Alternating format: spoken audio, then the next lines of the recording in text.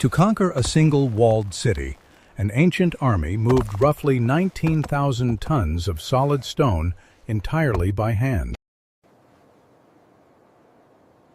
They did not just besiege the fortress. They methodically buried its defenses under an artificial mountain of earth and timber.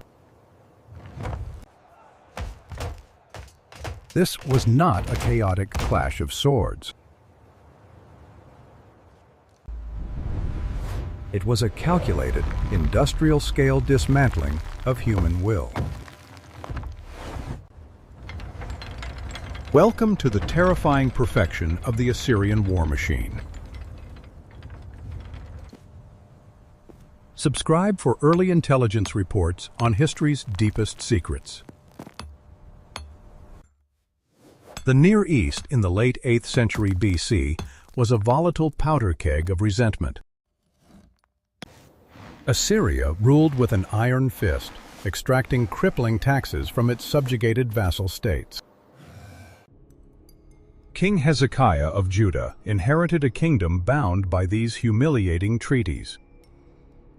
Watching the Assyrian Empire briefly destabilize following the death of King Sargon II, Hezekiah seized a strategic window.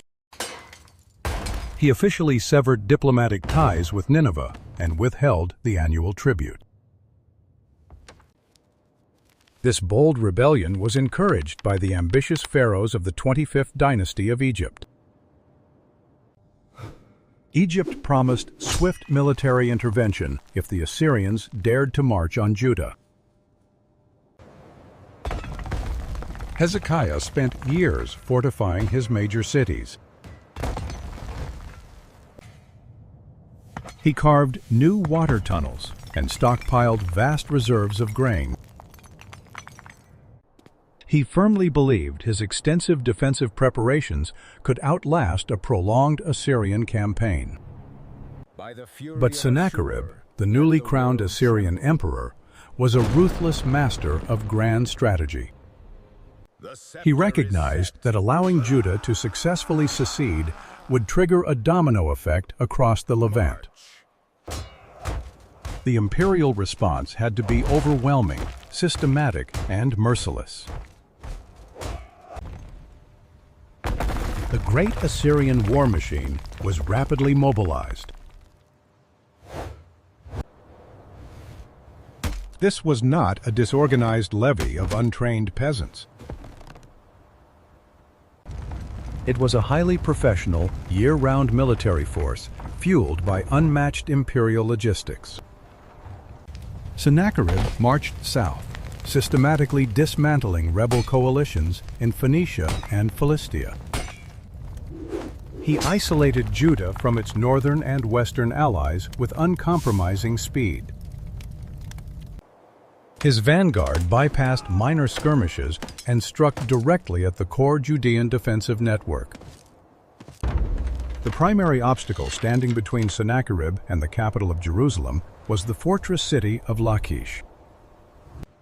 Positioned strategically in the fertile foothills, Lachish controlled the vital southern trade routes leading to Egypt.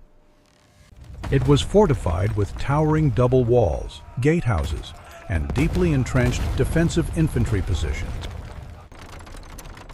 Bypassing it would leave a hostile force threatening the exposed Assyrian rear. Capturing it would sever Hezekiah off from his promised Egyptian lifeline permanently. Sennacherib deliberately did not march on Jerusalem first.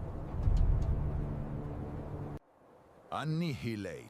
He chose to make an unforgettable example out of Lachish.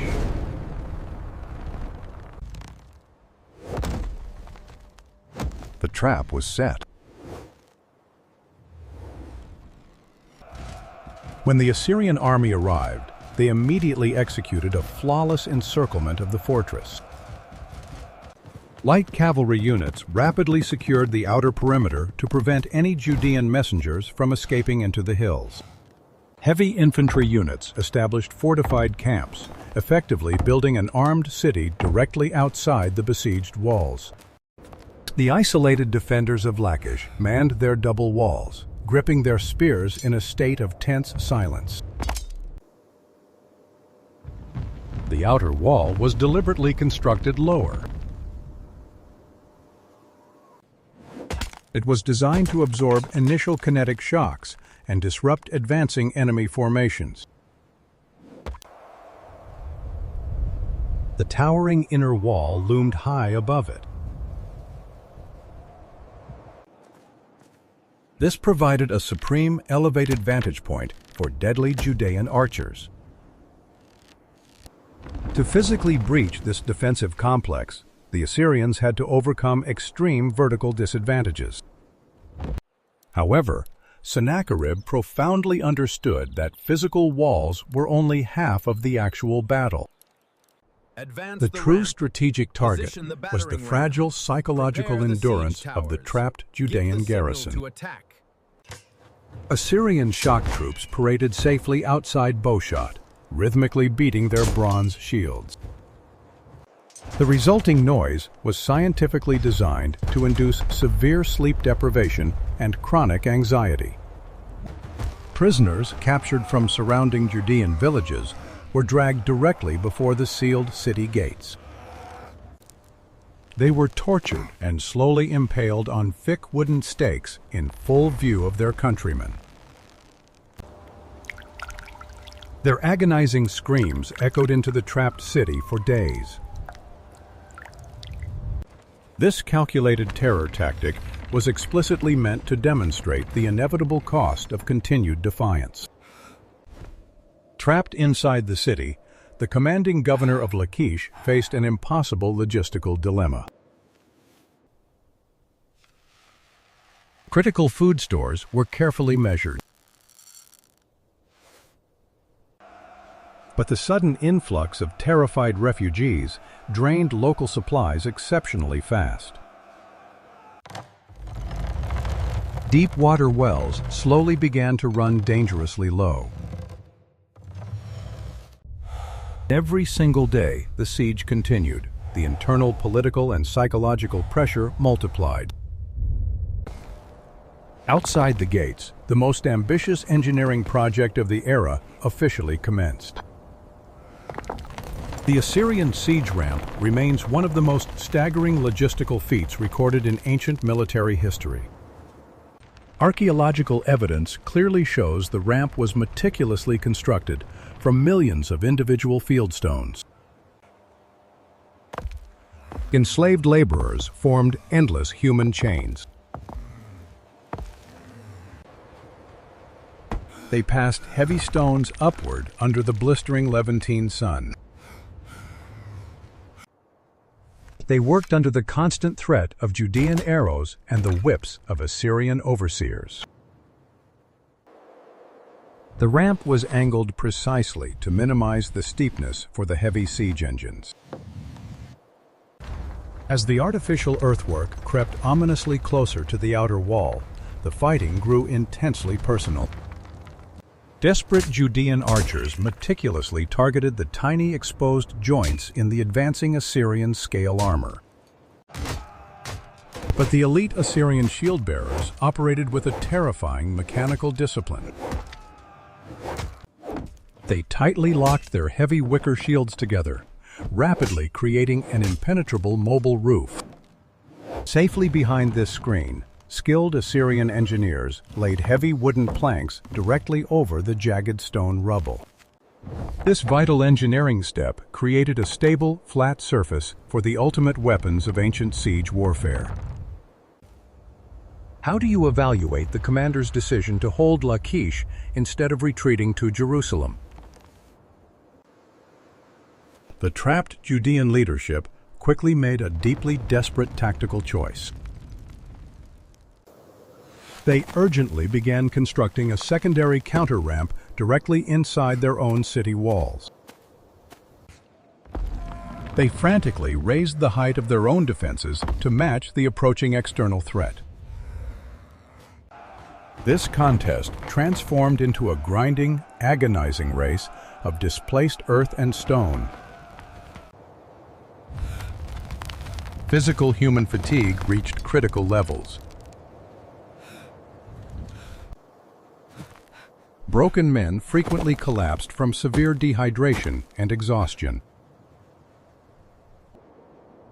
Morale stress slowly cracked the hardened resolve of the trapped Judean defenders. They were fighting an organized enemy that mathematically seemed devoid of basic human exhaustion. The relentless Assyrian military machine rotated its endless slave laborers in strictly timed shifts. This ruthless logistical system ensured continuous, unbroken progress toward the doomed city walls. The standard Assyrian bow was a lethal, beautifully engineered masterpiece of advanced composite construction. It stored immense kinetic energy, allowing heavy arrows to pierce standard armor at significant range.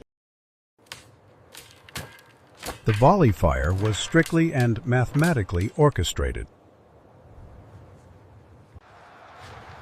Hundreds of arrows continuously fell in concentrated, overlapping arcs. This overwhelming kinetic suppression permanently pinned the terrified Judean defenders directly behind their battered stone battlements. Any man who exposed his head to drop a rock was instantly targeted. The supporting Assyrian slingers were equally lethal in close combat range. They accurately hurled dense lead and stone projectiles with bone-shattering velocity. This constant kinetic suppression allowed the protected engineers to continue their vital work. The approaching ramp was certainly not just a disorganized pile of random dirt. It was a highly structured, heavily reinforced, and mathematically perfect siege highway. Its internal core was heavily reinforced with massive, interlocking wooden timbers to prevent sudden collapse. The vital surface was perfectly smoothed with a thick layer of hardened lime plaster. This crucial step allowed the heavy wooden wheels of the massive battering rams to roll smoothly without sinking. The internal Judean counter-ramp was undeniably a brilliant piece of reactive military engineering. By successfully elevating the wall, they actively changed the necessary angle of the primary Assyrian attack. This forced the exposed Assyrians to build higher, fatally exposing them to deadly fire for a much longer duration. But the immense logistical strain, rapidly destroying the inside of the city, was critical. Strict water rationing was brutally and unforgivingly enforced. Essential food supplies rapidly dwindled to absolutely nothing. The internal political pressure heavily mounted. Frail loyalties were severely tested under the crushing weight of clearly inevitable defeat. The Assyrians knew this.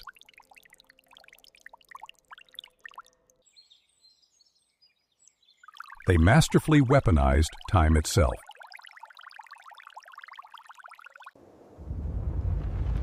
Every passing day exponentially amplified the terror. The extreme isolation successfully broke the human spirit long before the physical walls ever truly fell. The battering rams were slowly hauled up the finished artificial mountain. These engines were armored wooden towers, housing heavy, suspended beams capped with solid iron. The physical exertion required to manually push these beasts up an incline was simply immense. Hundreds of sweating men strained against thick ropes, their leather boots slipping on the plastered ramp. Once positioned directly against the vulnerable outer wall, the crews began their grim work. The heavy iron head struck the solid stone with a sickening, deep, rhythmic thud. Each impact sent devastating structural shockwaves directly through the crumbling Judean defenses. The desperate defenders immediately counterattacked with blind desperation. They frantically hurled massive stones, attempting to physically crush the armored wooden roofs of the rams. They dropped burning, oil-soaked bundles of wood, trying to quickly ignite the massive siege engines. The raw kinetic energy of the heavy falling debris was highly lethal. But the Assyrians were totally prepared. The valuable rams were thickly draped in heavy, raw, wet animal hides to resist prolonged combustion. Assyrian crews worked efficiently with uniquely long water ladles to extinguish any persistent fires.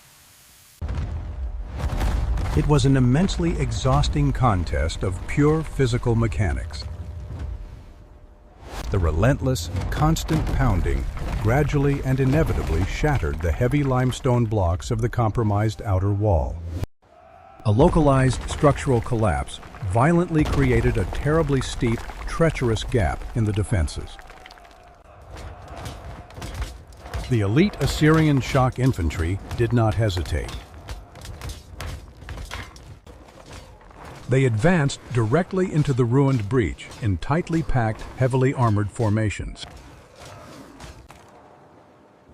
The physical compression within the narrow gap was a terrifying hell. Heavy spears thrust blindly through choking clouds of white dust. Heavy bronze swords hacked against thick iron shields in a deafening metallic roar.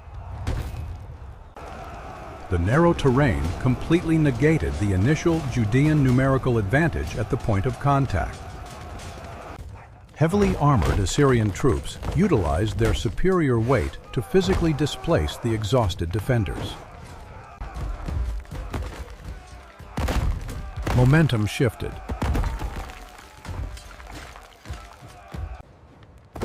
The fragile Judean line completely buckled under the relentless, crushing physical pressure. Once the ruined outer wall was secured, the Assyrians quickly advanced on the inner gates. The failing defense rapidly disintegrated into isolated pockets of frantic resistance. The surviving commanders of Lachish lost all vital centralized control of their scattered forces.